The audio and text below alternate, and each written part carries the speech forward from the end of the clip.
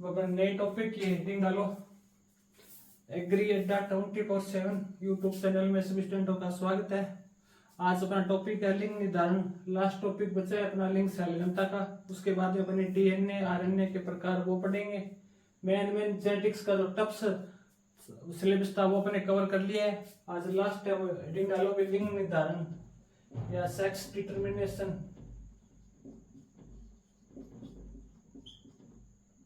लिंग निर्धारण अपने क्या है, 3 प्रकार से पढ़ेंगे। पहला लिखो अपने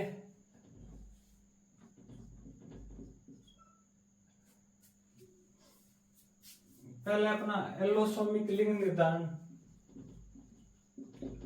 एलोसोमिक सेक्स डिटर्मिनेशन।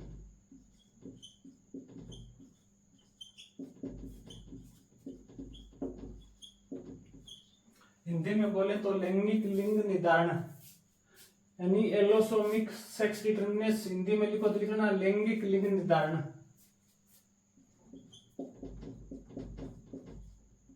लैंगिक लिंग निर्धारण एलोसोमिक सेक्स डिटर्मिनेशन, इसको अपने के 3 प्रकार से पढ़ेंगे।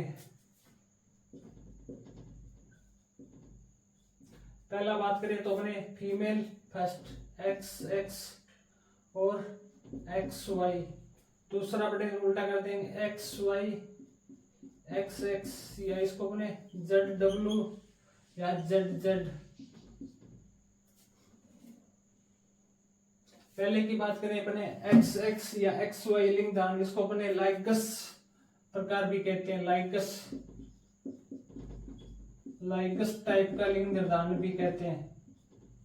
पहला अपना पढ़ रहे हैं कि एलोसोमिक सेक्स डिटर्मिनेशन। एलोसोमिक से बात करें तो अपने मानव में, पादपों में और जंतुओं में किस प्रकार का लिंग निर्धारण पढ़ेंगे अपने एलोसोमिक में अपने 3 प्रकार से पढ़ेंगे। पहले अपना XX XY यानी इसको अपने क्या बोलेंगे, लाइगस प्रकार का लिंग निर्धारण भी कहते हैं। दूसरा है अपना XY या XX और तीसरा है अपना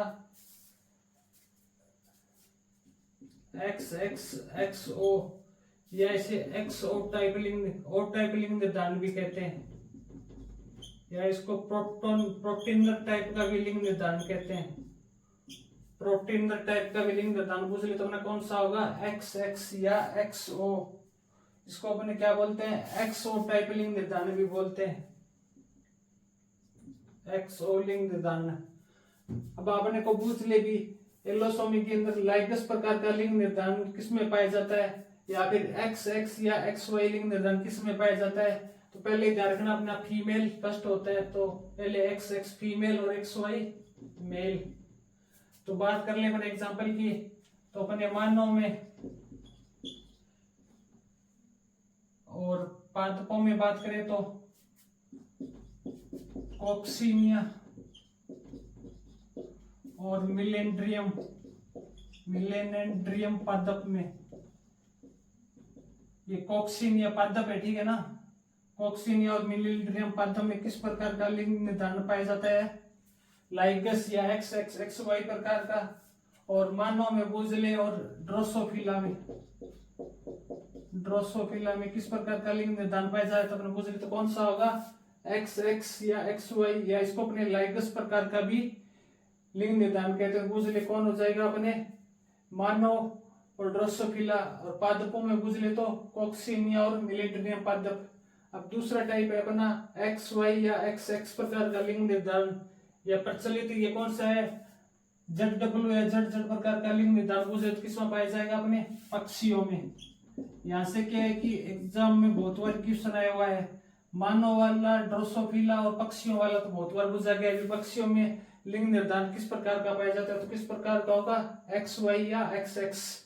पक्षियों में बात करें तो अपने तितली के अंदर पूछा गया है, अपने पूछ लिया पक्षियों में लिंग निर्धारण किस प्रकार का होगा, तो किस प्रकार का हो जाएगा, XY और XX।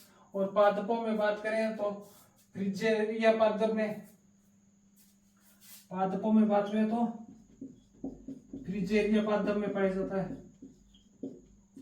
फ्रिजेरिया पादप में पूछ ले लिंग निर्धारण किस प्रकार का, तो किस प्रकार का हो जाएगा, XY XX प्रकार का लिंग निर्धारण किसमें पाया जाता है, पक्षियों और पादपों में। और अपने से पूछ ले भी XX या XO या एक्स ओ टाइप का या प्रोटीन प्रकार का लिंग निर्धारण किसमें पाया जाता है? तो ग्रास होपर यानी टिड्डा, जिसे अपने राम जी का घोड़ा कहते हैं। और एक पाया जाता है कॉकरोच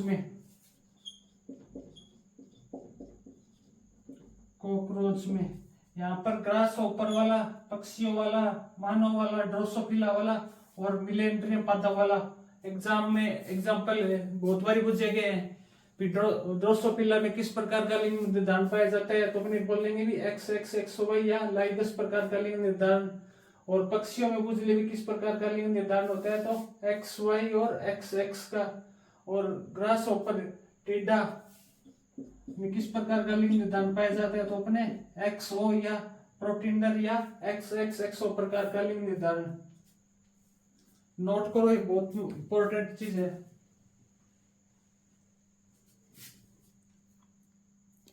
लिंग निर्धारण यानी सेक्स डिटर्मिनेशन।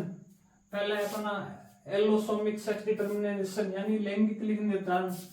लिंग हमने 3 प्रकार पढ़ा है। पहला तो बहुत इंपॉर्टेंट है, दूसरे पक्षियों वाला भी बहुत इंपॉर्टेंट है, तीसरे में अपने ग्रास होपर वाला इंपॉर्टेंट है। भी एक्स एक्स या एक्स वाई लिंग निर्धारण, एक्स वाई एक्स या एक्स एक्स या एक्स ओ लिंग निर्धारण।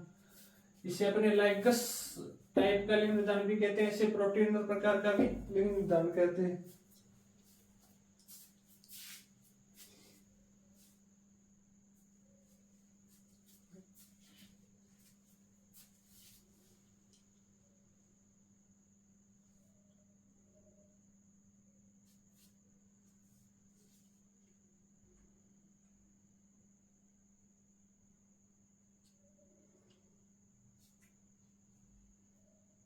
नोट कर लिया सभी ने?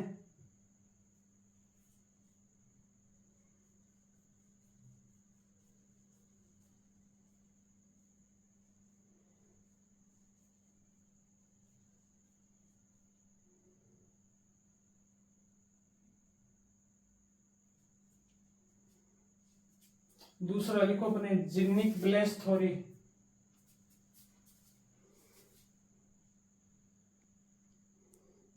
दूसरा प्रकार है अपना genic balance theory.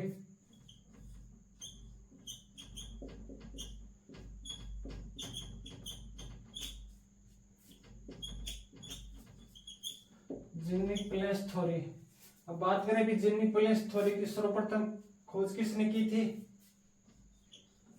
Genic balance theory सर्वप्रथम खोज की सीबी ब्रिजेस ने। सीबी ब्रिजेस किसमें की थी? ड्रोसोफिला में।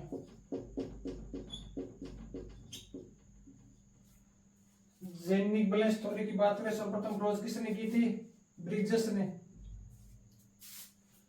ब्रिजेस सीबी ब्रिजेस ने किसमें की थी? ड्रोसोफिला में। अपने जिग्निक ब्लेस थ्योरी में अपने लिंग निर्धारण कैसे करेंगे? इसके अंदर एक होता है एसआईआर यानी सेक्स इंडेक्स रेशो। एसआईआर क्या होता है? सेक्स इंडेक्स रेशो यानी लिंग सूचकांक अनुपात।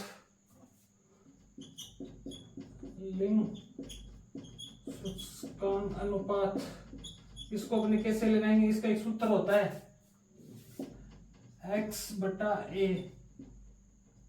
अपने जिग्निक ब्लेस थ्योरी में अपने लिंग निर्धारण कैसे करते हैं? एसआईआर से करते हैं यानी सेक्स इंडेक्स रेशो से करते हैं। अपने सेक्स इंडेक्स रेशो कैसे निकालेंगे? इसका एक सूत्र होता है x/a। यहाँ पर x का मतलब होगा x गुणसूत्र की संख्या, x गुणसूत्र की संख्या। a का मतलब होगा ऑटोसोम की प्रतियां, ऑटोसोम गुणसूत्र की प्रतियां या कॉपी। अब बात कर लेंगे अपने इनसे निकालेंगे कैसे भी इसे सूत्र से। तो बात करें जैसे अपने मेल में बात करते हैं। पहले मेल में भी सेक्स इंडेक्स रेशो कितना होगा? तो बात करें मेल में अपने गुणसूत्र होते हैं वो कितने होते हैं? 22 जोड़ी होते हैं। मैंने आपको इसको बताया जो कैसे लिखेंगे 2a प्लस लिंग निर्धारण के लिए मानव में कौन से गुणसूत्र होते हैं? x और y। फिर मैंने आपको बताया था मानव सर्वप्रथम पढ़ा था कि लिंग निर्धारण के अंदर अपने टोटल गुणसूत्र कितने होते हैं, 46 होते हैं। टोटल कितने होंगे, 46 होंगे। 2n बराबर n बराबर कितने जोड़े बन जाएंगे, 23 जोड़े बन जाएंगे। 23 में से फिर अपने 22 तो होंगे ऑटोसोम और एक होगा अपना एलोसोम। यानी लिंग निर्धारण में अपने कौन सा एक जोड़ो काम आता है, तो मेल के अंदर तो ये हो जाएगा x और y, फीमेल में हो जाएगा XX। ये चीज मैंने आपको शुरुआत में बताई थी। तब अपने ये SI या रेशो निकालेंगे तो मेल में अपने कितने हो जाएंगे। इसको मैंने आपको एक तरीका भी बताया था। अभी XY को अपने कैसे लिखेंगे, 2a प्लस XX और XX को कैसे लिखेंगे, वो XY को लिखेंगे 2a प्लस XY और XX को लिखेंगे 2a प्लस XX। तो मेल के अंदर बात करें अपने 2a प्लस XY हो जाएगा और फीमेल में बात करें अपने 2a प्लस XX। ये अपने इसको सीधे भी लिख सकते हैं, भी XY भी लिख सकते हैं और XX भी लिख सकते हैं। अब इनका अपने क्या निकालना है, अपने को SI या रेशो निकालना है, सेक्स इंडेक्स रेशो निकालना है।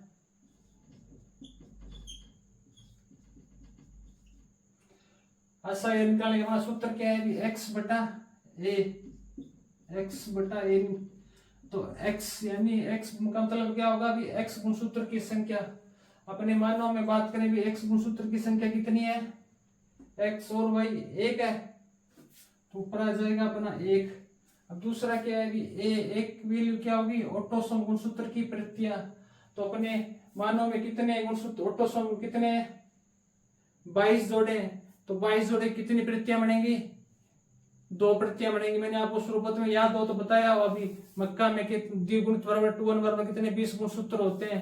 तो इसकी डाई हाइब्रिड होगा कितनी प्रतियां बनेंगी, 2। ट्राई होगा तो 3, टेट्रा होगा तो 4, एप्लॉइड होगा तो 1 प्रतियां। तो मानो अपने 2n बराबर कितने 46, n बराबर कितने 23 जोड़े। एक जोड़ा तो क्या कर रहा है, लिंग निर्धारण में 22 बच गए। अपने 22 जोड़ों की अपने बात करें कितनी प्रतियां बनेंगी, 2 प्रतियां बनेंगी, 22 की 1 और 22 की 1।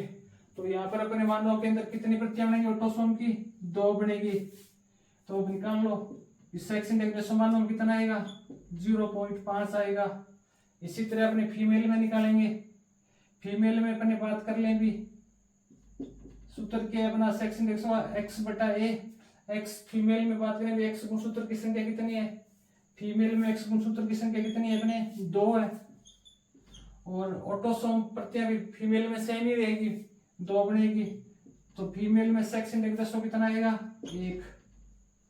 ये अपनी जीनिक बैलेंस थ्योरी। सर्वप्रथम बात करें खोज किसने की थी, सीजी ब्रिजेस ने ड्रोसोफिला में की थी। इसमें अपने क्या है कि लिंग निर्धारण के लिए क्या काम में लेंगे, SI या रेशो अपने को निकालना पड़ेगा। इसका रेशो निकालने का सूत्र क्या है, x बटा a। x का मतलब है x गुणसूत्र की संख्या, a का मतलब है ऑटोसोम गुणसूत्र की प्रतियां। अब बात करें भी मेल में अपने बात करें गुणसूत्र है वो लिंग निर्धारण में कौन सा है, भी x और y। फीमेल में अपने XX। तो अपने यहाँ पर x गुणसूत्र की संख्या हो जाएगी 1, ऑटोसोम में प्रतियां कितनी 2, तो कितना आ जाएगा सेक्स इंडेक्स रेशो 0.5%। ये तो आ जाएगा मेल का। और फीमेल में बात करें भी XX गुणसूत्र कितने 2 है और ऑटोसोम की प्रतियां भी 2 है।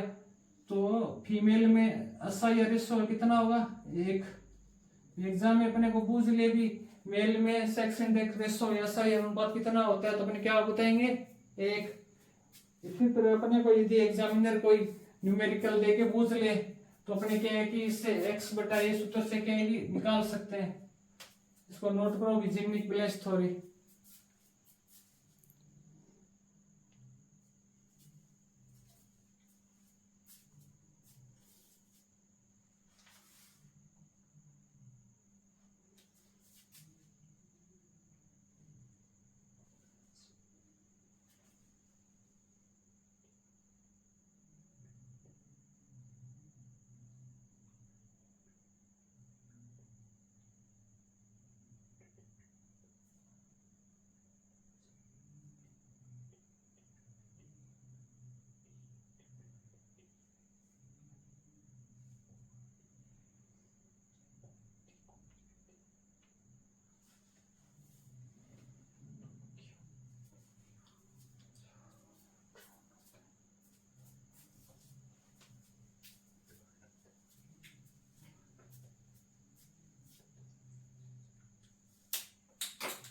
नोट कर लिया सभी ने।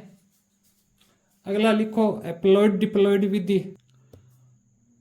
तीसरा प्रकार लिखो बने एप्लॉइड डिप्लॉइड विधि।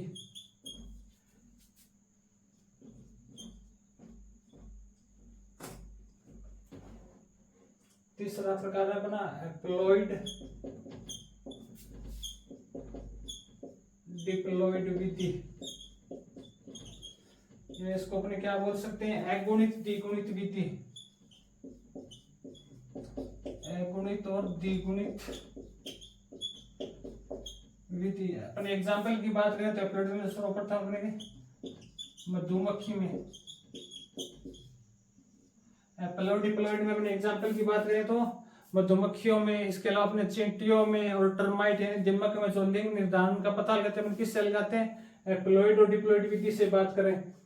मधुमक्खी में अपने हमेशा देखते हैं भी जो ड्रोन होते हैं वो किससे प्राप्त होते हैं, सीधे एप्लॉइड होते हैं। जो ड्रोन होते हैं यानी ड्रोन को अपने क्या बोलते हैं, ड्रोन में से क्या होंगे, नर होंगे। बिना निषेचन से एप्लॉइड के द्वारा हम अपने बात करते हैं मधुमक्खियों में किसका निर्माण होता है, ड्रोन का। एप्लॉइड ड्रोन इनका बिना निषेचन के होता है।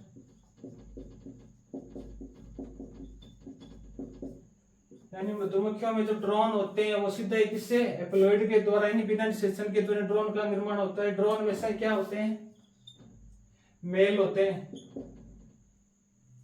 वो भी कैसे, फर्टाइल। फर्टाइल यानी और अपने ये चीज में से पढ़ी होगी जो मधुमक्खियां होती है उसके अंदर क्या है कि एप्लॉइड है यानी बिना निषेचन के किसका निर्माण होता है, ड्रोन का निर्माण होता है। और ड्रोन हमेशा क्या होते हैं, नर उरर होते हैं यानी फर्टाइल मेल होते हैं। इसके बाद अपनी बात करें भी जब भी क्या है कि दो युग्मकों के मध्य निषेचन होता है यानी फर्टिलाइजेशन हमेशा किसमें दो युग्मकों के मध्य होगा, नर और मादा। युग्मक हमेशा कैसे होंगे, एप्लॉइड होते हैं। तो बात करें भी अपने फर्टिलाइजर एक या निषेचित अंडे, निषेचित अंडे या फर्टिलाइज्ड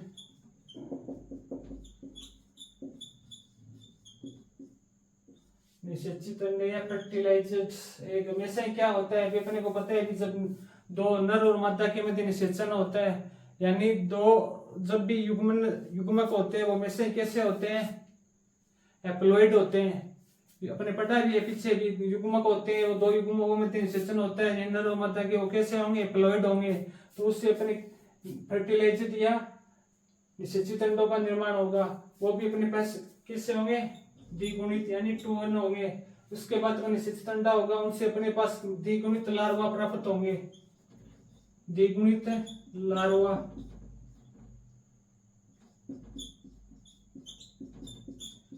जब भी क्या है कि निषेचन होगा नर और मादा में तो अपने पास निषेचित अंडों से क्या प्राप्त होंगे, द्विगुणित लार्वा प्राप्त होंगे। ये जो द्विगुणित लार्वा प्राप्त होंगे, लार्वा पर डिपेंड करता है उसको भोजन किस प्रकार का यानी खाना किस प्रकार का मिल रहा है। जिस प्रकार से उनको खाना मिलेगा उसी प्रकार के है कि वो आगे बढ़ते। लार्वा में क्या है, भोजन या खाने पे डिपेंड करता है कि किस आगे उसको क्या है भी वर्कर बनना है या क्यूएन बननी है। तो बात कर ली खाना में यदि लार्वा को भी अपने को क्या है कि दो प्रकार से, एक तो मिलती है रॉयल जेली खाने में,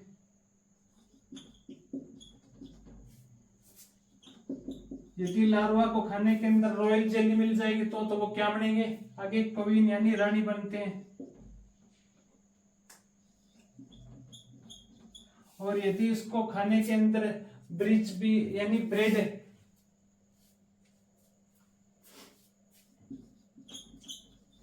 बी ब्रेड खाने में मिलेंगे तो आगे जाके क्या बनेंगे, वर्कर बनेंगे।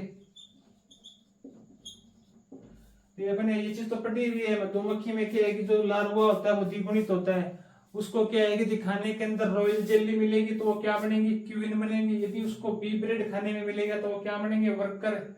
वर्कर में से अपने को पता है कौन होते हैं, स्टरलाइट फीमेल होती है।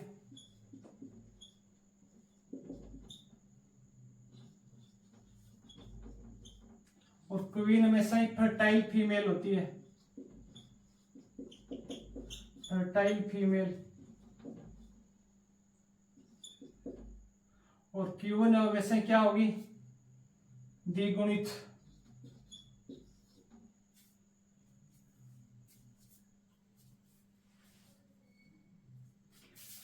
एप्लॉइड डिप्लॉइड विधि यानी अगुणित द्विगुणित विधि, इसके अंदर अपने द्वारा एक बार और समझ लो कि एप्लॉइड डिप्लॉइड विधि में अपने बात करें तो किस में होता है लिंग निर्धारण, मधुमक्खी में हो गया, चींटियों में हो गया और दीमक में। इनमें लिंग निर्धारण है वो किस विधि से होता है, एप्लॉइड और डिप्लॉइड यानी अगुणित और द्विगुणित विधि से होता है। अपने बात करें एग्जांपल की मधुमक्खी में, मधुमक्खी में जो ड्रोन होता है वो हमेशा क्या होगा, फर्टाइल मेल होते हैं, यानी जो ड्रोन है इसका निर्माण कैसे होगा, एप्लॉइड होते हैं ड्रोन हमेशा, नहीं एप्लॉइड विधि के तो इनका क्या होगा, बिना निषेचन के ही ड्रोन का निर्माण होता है। यानी ड्रोन वैसे क्या काम करते हैं, एक ही काम होगा, फर्टाइल मेल होते हैं, ये क्या करते हैं, क्वीन या रानी वो क्या करते हैं, इनके साथ निषेचन करते हैं। तो बस जो फर्टाइल यानी ड्रोन होते हैं वो फर्टाइल मेल होते हैं, ये क्या होते हैं, अगुणित होते हैं। ये इनका सिर्फ एक ही काम है, ये रानी के साथ क्या करते हैं, निषेचन करते हैं, उसके बाद उनका कोई काम नहीं रहता। अब बात करते हैं, जब भी ड्रोन और क्वीन रानी के मध्य निषेचन होगा तो अपने पास निषेचित अंडे मिलेंगे। निषेचित अंडे किससे प्राप्त होंगे अपने, जब भी क्या है कि मेल और फीमेल के मध्य निषेचन होगा तो युग्मक बनेंगे। युग्मक कैसे होते हैं मेरे को पता है, वैसा ही एप्लॉइड होते हैं। तो अपने निषेचित अंडे होंगे, उससे अपने द्विगुणित लार्वा प्राप्त होंगे। अब लार्वा पे डिपेंड करता है कि उसको भोजन क्या मिल रहा है। यदि उनको रॉयल जेली खाने के अंदर मिलेंगे तो अपने पास क्या प्राप्त होंगी, फर्टाइल क्वीन प्राप्त होगी। और यदि इनको खाने में बी ब्रेड मिल गई तो अपने को वर्कर प्राप्त होंगे। वर्कर हमेशा स्टरलाइल फीमेल होती है। वर्कर है वो चीज हमेशा ध्यान रखना, कैसे होते हैं, स्टरलाइल फीमेल होती है, मेल कभी वर्कर नहीं होते। मेल सिर्फ ड्रोन होते हैं जो सीधी एप्लॉइड विधि से बनते हैं। यदि अपने से एग्जाम में कभी पूछ ले भी लार्वा को खाने के अंदर बी ब्रेड दिया जा रहा है तो उससे जो वर्कर प्राप्त होंगे वो मेल होंगे या फीमेल होंगे, हमेशा स्टरलाइल फीमेल होंगे। और जो भी खाने में रॉयल जेली मिलेगी तो फर्टाइल फीमेल मिलेगी। और हमेशा इंधन कैसे प्राप्त होंगे, इंधन बिना निषेचन के एप्लॉइड विधि के तरह ड्रोन का निर्माण होता है। ड्रोन क्या होते हैं, अगुणित होते हैं। और इधर वर्कर होते हैं, ये भी क्या होंगे, द्विगुणित होते हैं। वर्कर की बात कर लो, लार्वा की बात कर लो, निषेचन की बात कर लो, या फर्टाइल सभी क्या होंगे, द्विगुणित होंगे। केवल ड्रोन क्या होते हैं, अगुणित होते हैं, जिनका एक ही काम होता है, सिर्फ रानी क्वीन को साथ फर्टिलाइजेशन करना। ये अपने को पूछ लिया भी मधुमक्खी, दीमक और चींटियों में लिंग निर्धारण की कौन सी विधि होती है, तो अपने हो जाएगी एप्लॉइड डिप्लॉइड विधि।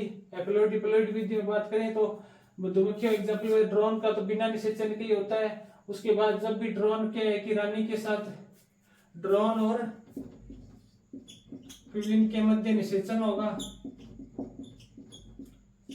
निषेचन अपने पास क्या प्राप्त होंगे, निषेचित अंडे प्राप्त होंगे।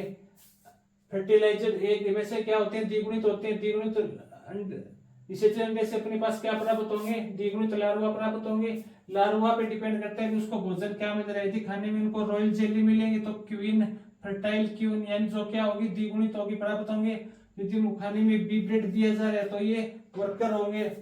वर्कर वैसे क्या होते हैं, द्विगुणित होते हैं, पर ये स्टरलाइल फीमेल होती है, यानी बंदे, निषेचित नहीं कर सकते, बंदे होती है। इनका काम होता है सिर्फ कार्य करने का, यानी सैनिक। मधुमक्खियों में पूछ ले भी सैनिक मेल होते हैं फीमेल होते हैं, तो कौन होंगे, फीमेल होगी वर्कर। ये थी अपनी एप्लॉइड डिप्लॉइड विधि।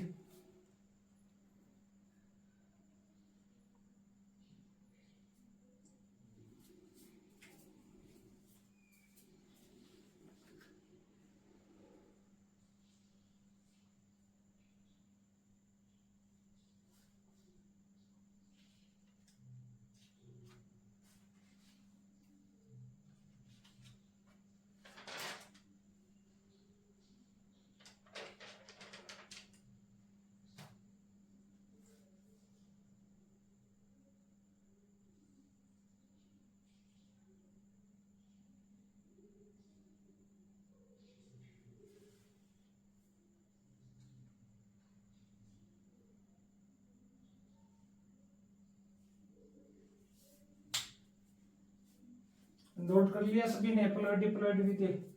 अब इसके अंदर एक चीज आगे नोट लगा के लिखना, अभी अपने क्या केवल एग्जाम में पूछ लेते हैं अभी मेल में बार बर्थडे की संख्या कितनी होती है और फीमेल में बार बर्थडे की संख्या कितनी होती है। तो इसको अपने कैसे निकालेंगे वो मैं आपको बताऊंगा। इसके अंदर एक है बार बॉडी अवधारणा या लोइंस अवधारणा, वो भी मैं आपको लिखाऊंगा, एक बार एग्जाम में क्वेश्चन पूछा गया है। सभी ने नोट कर लिया तो आगे लिखो अभी बार बॉडी अवधारणा या बार बॉडी तकनीक, जिसको लोइंस अवधारणा भी बोलते हैं। नोट कर लिया सभी ने एप्लॉइड डिप्लॉइड विधि। इसमें लिखाने वाला कुछ नहीं है, डायग्राम बना लेना बस। एप्लॉइड डिप्लॉइड विधि एग्जांपल बात करें तो मधुमक्खी, चींटी और दीमक में। इधर बात करें भी ड्रोन होते हैं वो सीधे एप्लॉइड विधि यानी बिना निषेचन के प्राप्त होते हैं। ड्रोन में से क्या होते हैं, फर्टाइल मेल होते हैं यानी ये अगुणित होते हैं। उसके बाद के कि जब भी ड्रोन और क्वीन के मध्य निषेचन होगा यानी युग्मकों का निर्माण होगा, दो युग्मकों के मध्य अपने क्रॉस होगा तो अपने युग्मक बनेंगे। युग्मक में से क्या होते हैं, एप्लॉइड होते हैं। फिर अपने क्या निषेचित अंडे से लार्वा बनेगा। लार्वा खाने पर डिपेंड करता है, भी आगे उस पर खाना रॉयल जेली दिया जाए तो क्वीन बनेगी जो फर्टाइल फीमेल होगी। यदि बी ब्रेड दिया जा रहा है तो वो वर्कर बनेंगी जो में से क्या होंगे, स्टराइल फीमेल होगी। अब एक हेडिंग लगाओ नोट लगा के, बार बॉडी तकनीक। बार बॉडी तकनीक या इसको लोइंस अवधारणा भी बोलते हैं। बार बॉडी तकनीक या इसको लोइंस अवधारणा भी बोलते हैं।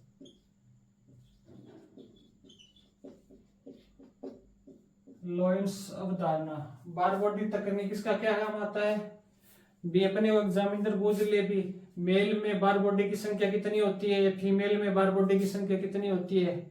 तो अपने कैसे निकालेंगे बार बॉडी की संख्या। बार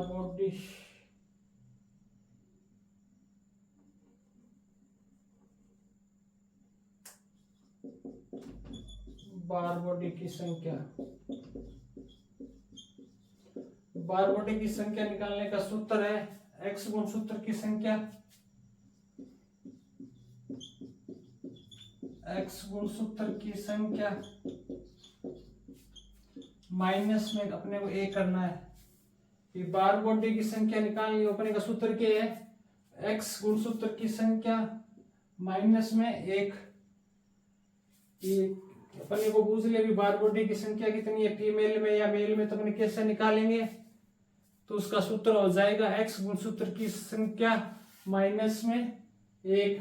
जैसे बात करें अपने मेल के अंदर, अपने पूछ लिया भी मेल में बार बॉडी की संख्या कितनी होती है और फीमेल में बार बॉडी की संख्या कितनी होती है। तो अपने कैसे निकालेंगे।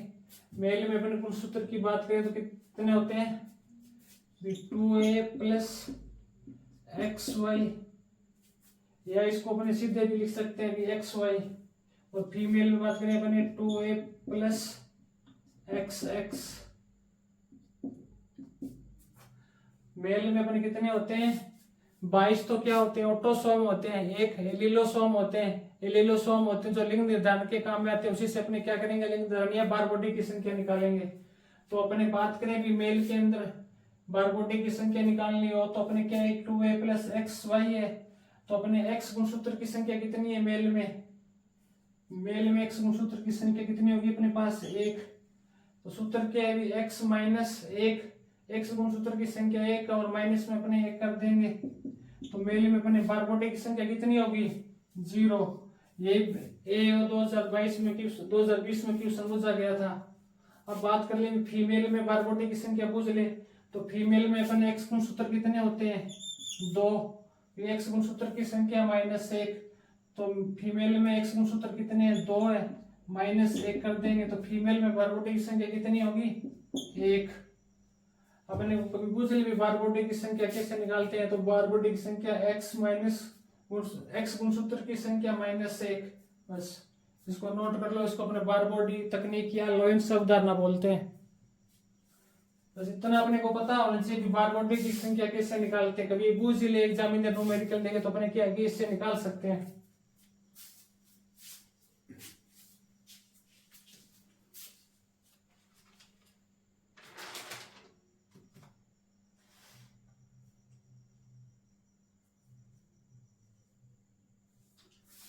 अब अगली हेडिंग डालो गुणसूत्रीय विकार।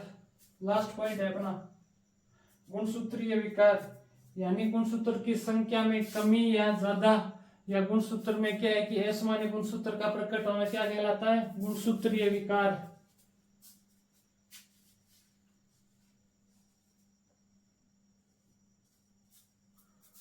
सभी ने लिख लिया ये चीज, तो आगे हेडिंग डालो गुणसूत्रीय विकार, यानी क्रोमोसोम डिसऑर्डर। Chromosome disorder.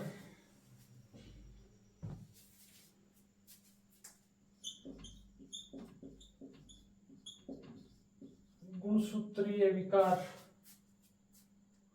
या क्रोमोसोम डिसऑर्डर। गुणसूत्रीय विकार क्या होता है? गुणसूत्र की संख्या में कमी या ज्यादा होना या असामान्य गुणसूत्र का प्रकट होना क्या कहलाता है? गुणसूत्रीय विकार। लिख लो इसमें, गुणसूत्र की संख्या में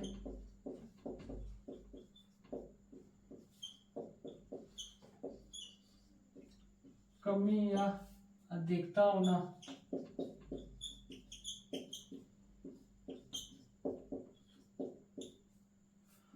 या असामान्य गुणसूत्र का प्रकट होना या असामान्य गुणसूत्र का प्रकट होना क्या कहलाएगा? गुणसूत्रीय विकार। गुणसूत्रीय विकार नॉर्मली है, क्रोमोसोम डिसऑर्डर क्या होता है? गुणसूत्र में कमी हो जाएगी या गुणसूत्र में अधिकता हो जाएगी या कोई असामान्य गुणसूत्र का प्रकट होना क्या कहलाएगा? गुणसूत्रीय विकार कहलाता है। इसके अंदर अपने क्या है कि 2-3 डेफिनेशन पढ़ेंगे, वो पहले आप समझ लो थोड़ा। ट्राइसोमी क्या होती है, मोनोसोमी क्या होती है। ट्राइसोमी का अपने क्या 2-3 वाले वर्ड लिखेंगे, ये तो ट्राइसोमी लिखेंगे, एक मोनोसोमी। ट्राइसोमी का मतलब होता है भी एक गुणसूत्र का अधिक होना, उसको तो अपने कहेंगे ट्राइसोमी। मोनोसोमी होगा भी एक गुणसूत्र की कमी होना, उसको अपने बोलेंगे मोनोसोमी। ये चीज अपने को पता होनी चाहिए। तो पहले गुणसूत्रीय विकार के अंदर पहले अपने क्या है कि 3 गुणसूत्रों के विकार एक साथ पढ़ेंगे। तो हेडिंग डालो पहले अपने, पहले हेडिंग डालो अपने पटाउ सिंड्रोम। पहला विकार पढ़ेंगे अपने पटाउ सिंड्रोम।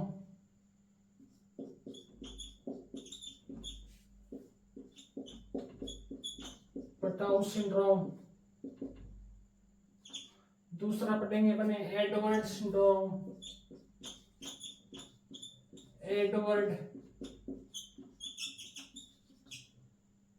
Edward syndrome. तीसरा पढ़ेंगे अपने डाउन सिंड्रोम।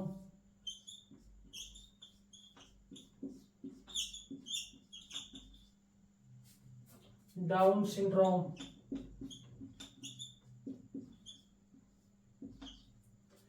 अपने 3 क्या है गुणसूत्रीय विकार एक साथ पढ़ेंगे। पहला तो है अपना पटाउ सिंड्रोम, दूसरा है अपना एडवर्ड सिंड्रोम, तीसरा है अपना डाउन सिंड्रोम।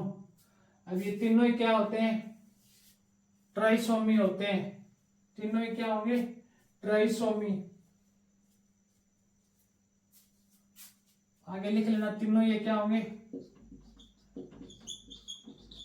ट्राइसोमी होते हैं। ट्राइसोमी मैंने अभी क्या बताया था? एक गुणसूत्र की अधिकता होना क्या कहलाएगा? ट्राइसोमी। सीधे इतना ही लिखना, एक गुणसूत्र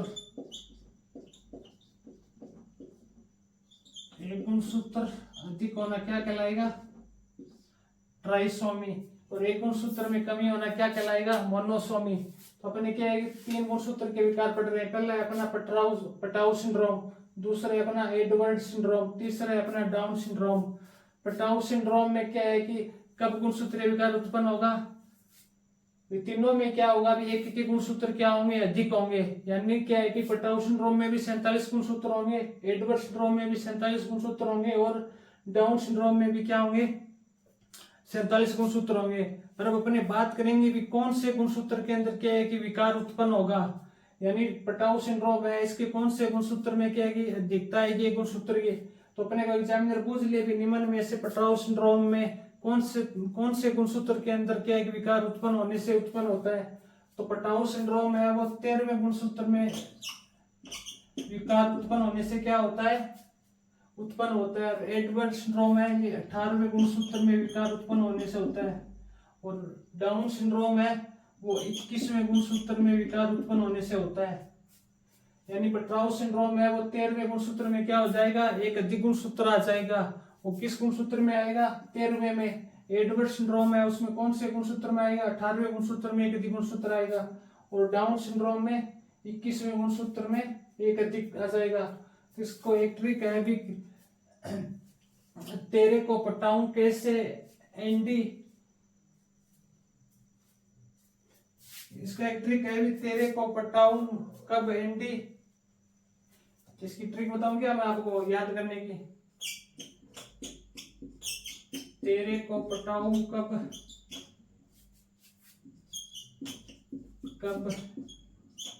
एंडी, तेरे को पटाऊं कब एडी, जब पटाऊं कब, जब 18 की हो।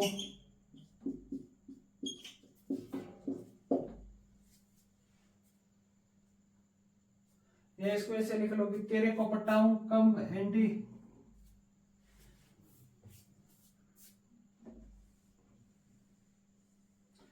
तेरे को पटाऊं जब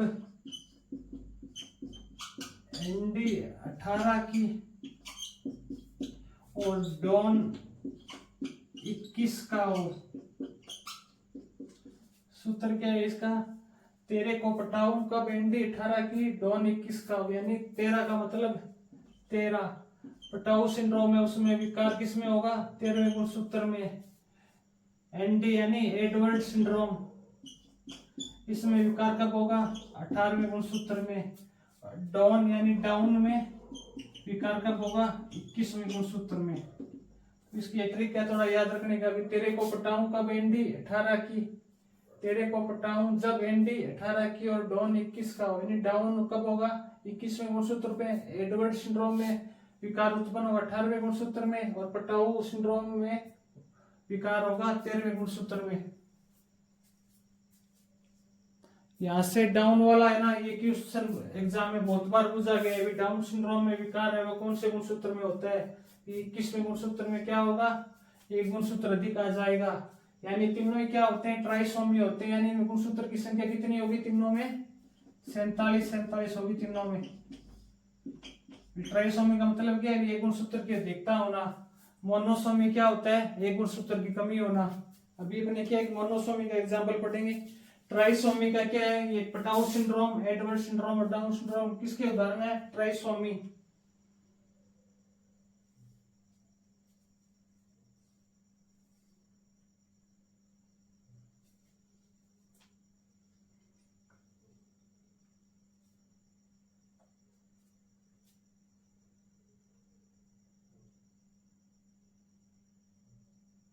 इसके बाद में एक और है चौथा, वो साथ में लिख लो, क्राइडिचेट सिंड्रोम।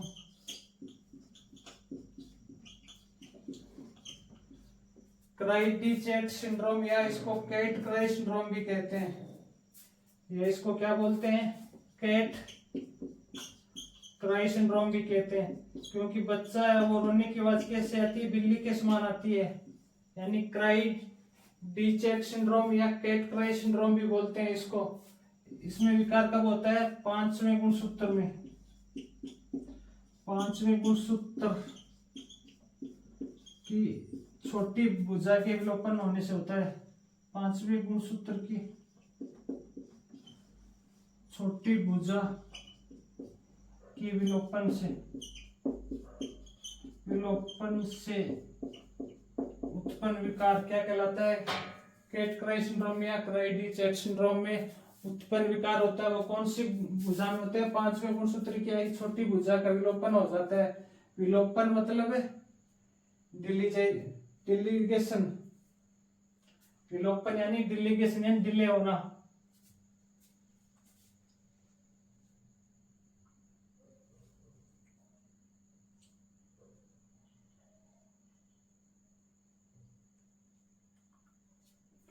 नोट कर लिया सभी ने?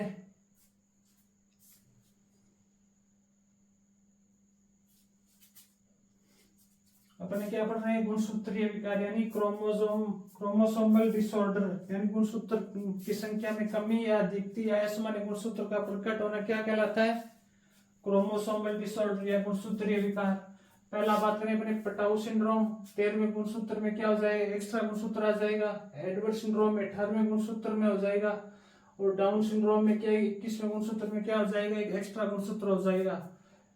ट्राइसोमी किसे कहते हैं? एक गुणसूत्र की अधिकता क्या कहलाएगी? ट्राइसोमी। और एक गुणसूत्र की कमी क्या कहलाएगी? मोनोसोमी। उसके बाद अपना है भी क्राई डी चैट सिंड्रोम या कैट रॉय सिंड्रोम, 5वें गुणसूत्र की क्या? छोटी भुजा विलोपन होने से। नोट कर लिया सभी ने? अब अपना अगला प्रकार है 5वां, टर्नर्स सिंड्रोम। टर्नर सिंड्रोम और एक है अपना क्लाइनफेल्टर सिंड्रोम। टर्नर सिंड्रोम में अपने क्या होगा? भी एक्स गुणसूत्र की कमी हो जाएगी। टर्नर सिंड्रोम क्या होता है? भी एक्स गुणसूत्र की कमी होना। एक्स गुणसूत्र की कमी हो जाएगी। टर्नर सिंड्रोम में अपने क्या होगा? इसमें एक्स गुणसूत्र की कमी हो जाएगी। यानी इसमें क्या बनेगा? 2a plus x. यानी इसमें टोटल गुणसूत्र की संख्या कितनी होगी? 45। क्या है कि टर्नर सिंड्रोम में अपने क्या होगा? भी एक एक्स गुणसूत्र की कमी हो जाएगी। यानी 2a प्लस x0 यानी फीमेल में एग्जाम्पल लिख लेना इसमें अपने।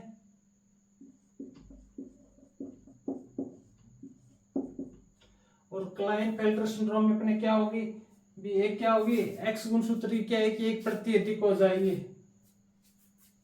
इसमें क्या होगा? एक्स गुणसूत्र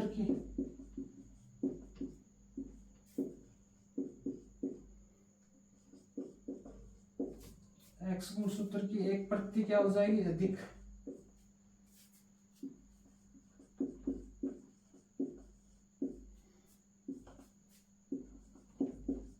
ए प्लस एक्स वाई यानी एक्स गुणसूत्र की एक प्रति क्या हो जाएगी? अधिक हो जाएगी। एग्जाम्पल की बात करें तो अपने मेल। पहले अपना टर्नर सिंड्रोम में अपने क्या होगा? भी एक एक्स गुणसूत्र की क्या कमी हो जाएगी। यानी स्टरलाइल फीमेल। जो फीमेल होगी वो कैसी होगी? स्टराइल फीमेल। इधर अपने क्लाइनफेल्टर सिंड्रोम में क्या होगी? एक गुणसूत्र की क्या हो जाएगी? अधिकता हो जाएगी। इसमें भी मेल कैसा होगा? स्ट्राइल फीमेल होगा। स्ट्राइल मेल, सॉरी फीमेल नहीं होगा। क्लाइनफेल्टर सिंड्रोम में अपने पूछ लिए तो क्या होगा? भी एक क्या होगी? एक्स गुणसूत्र की क्या है कि एक प्रति अधिक हो जाएगी। यानी 2a plus x Y. Example की बात करें तो अपने स्ट्राइल फीमेल। इधर बात करें अपने तो टर्नर सिंड्रोम में क्या होगा? भी एक एक्स गुणसूत्र की कमी हो जाएगी यानी मोनोसोमी।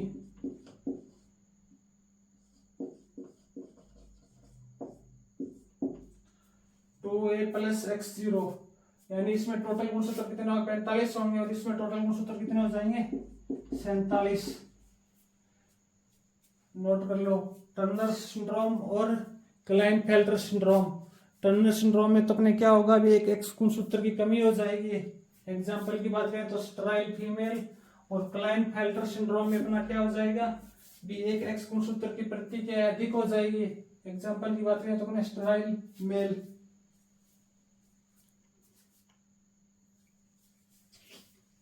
एक्स गुणसूत्र की कमी होगी फिर क्या कहेंगे? मोनोसोमी। अधिकता होगी तो ट्राइसोमी।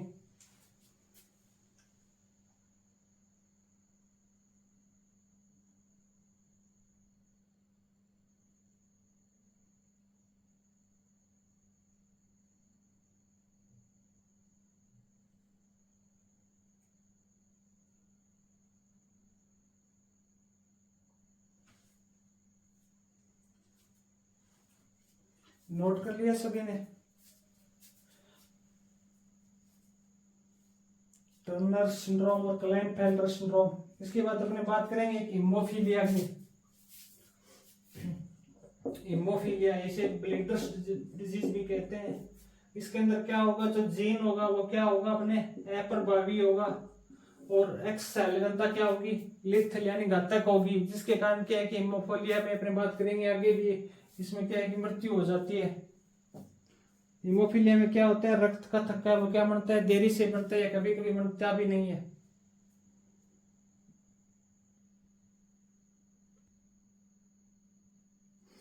अब अपने बात करें लास्ट तो कि एक तो होता है अपने हीमोफीलिया,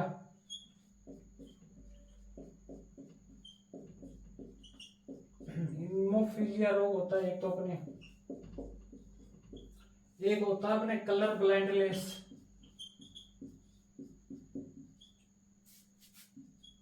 कलर ब्लाइंडनेस डिजीज।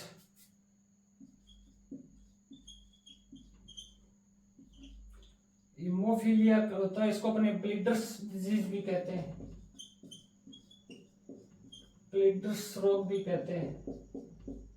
अब बात करें कि हीमोफीलिया में क्या होता है, अपना जो जीन होता है ना, हीमोफीलिया में जीन होता है वो रिसेसिव होता है यानी अप्रभावी होता है, और जो एक्स सेल घनता होती है वो क्या होती है, घातक होती है यानी लिथल होती है। एक्स सेल घनता होती है वो क्या होती है, घातक होती है यानी लिथल होती है, जिससे क्या है कि हीमोफीलिया से क्या है कभी कभी मृत्यु हो जाती है।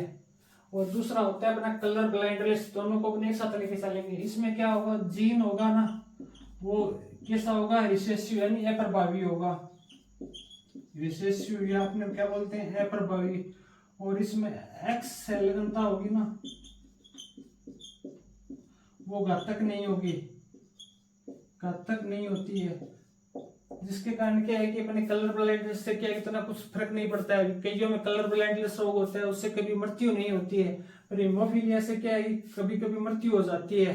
हीमोफीलिया रोग होता है तो कभी क्या होता है, इसमें क्या है कि रक्त का थक्का नहीं बनता है, रक्त का थक्का नहीं बनता है,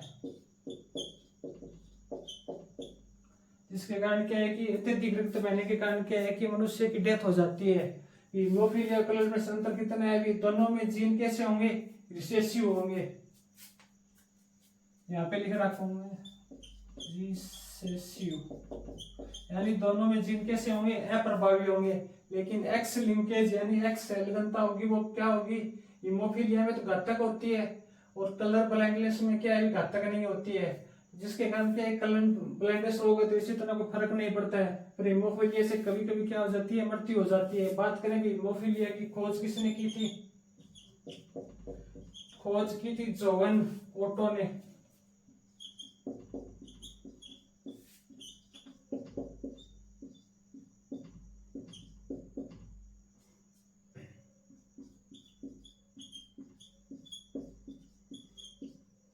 इधर बात करें कलर ब्लाइंडनेस की खोज की थी हॉर्नर ने, हॉर्नर ने। हीमोफीलिया है ना ये अपने 3 प्रकार से होता है,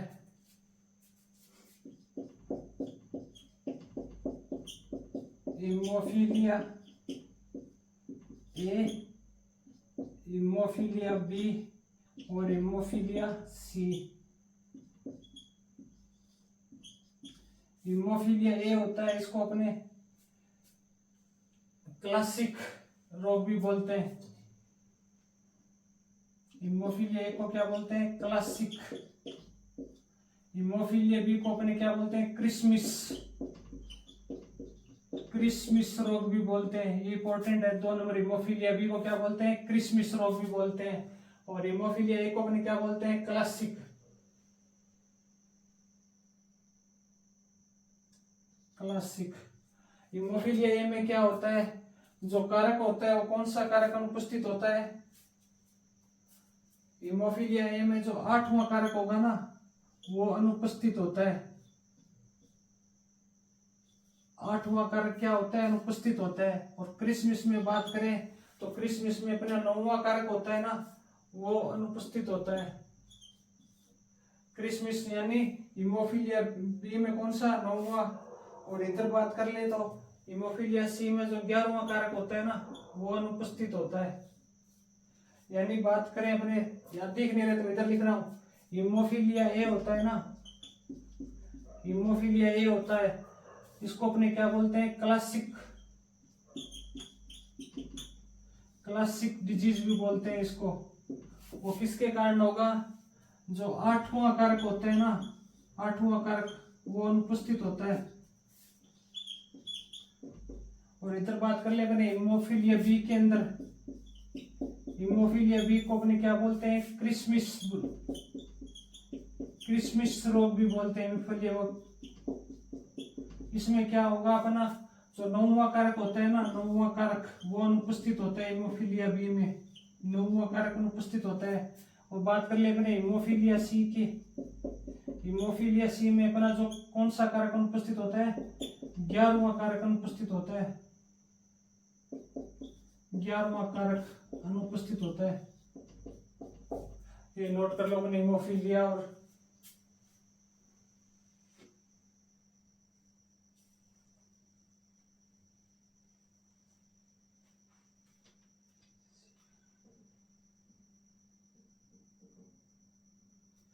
एक चीज और लिखना, तो कलर ब्लाइंडनेस रोग होता है, इसके अंदर एक टेस्ट किया जाता है, कलर ब्लाइंडनेस रोग होता है, इसके अंदर एक टेस्ट किया जाता है, उस टेस्ट का नाम है ईसीआरा।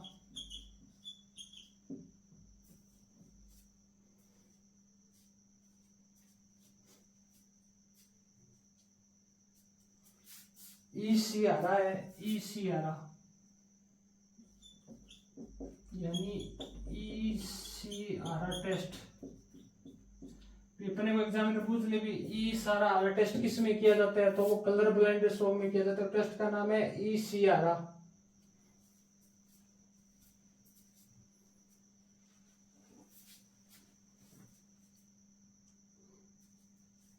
नोट कर लो पहले इसको, फिर थोड़ा बताएंगे।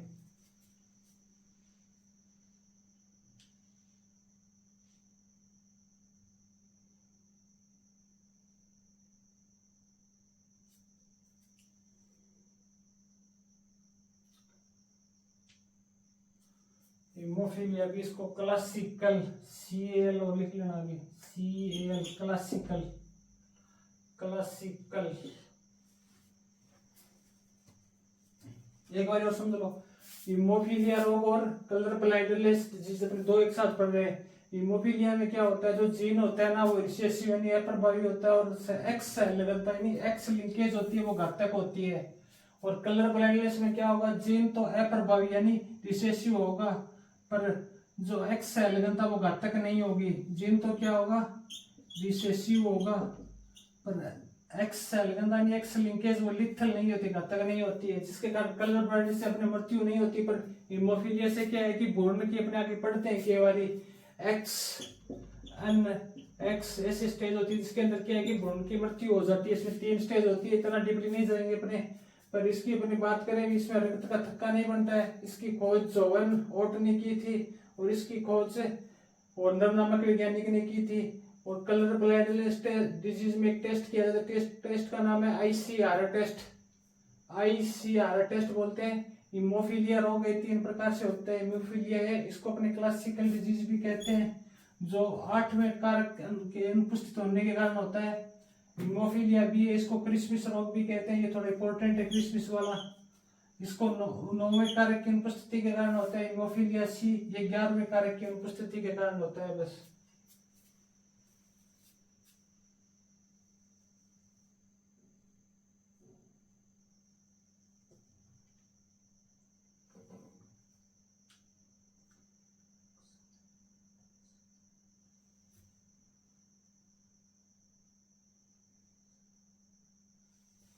हीमोफीलिया होती है, इसके अंदर 3 स्टेज होती है। अपने थोड़ा सा देखो देख लो, नोट मत करना चाहिए, इतना डीपली नहीं जाता है। अभी अपने इसके अंदर X X X X X Y यानी एक्स एन स्टेज होती है, इसमें तो इतना इफेक्ट नहीं पड़ता। X N X X stage होती है ना, इसके अंदर क्या है कि भ्रूण की मृत्यु हो जाती है। एक्स एन और वाई है, इसके अंदर क्या है कि भ्रूण पे कोई इफेक्ट नहीं पड़ता है, इतना डीपली कोई नहीं पूछता अपने।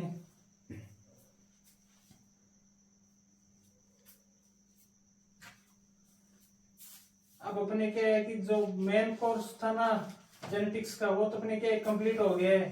अब थोड़ा बहुत बचा है, वो अपने इसके अंदर एक दो चीज बची हुई है। एक तो सेल घनता मैप यानी गुणसूत्रीय मैप वो बचा हुआ है, एक होता है सेंटीमॉर्गन थ्योरी।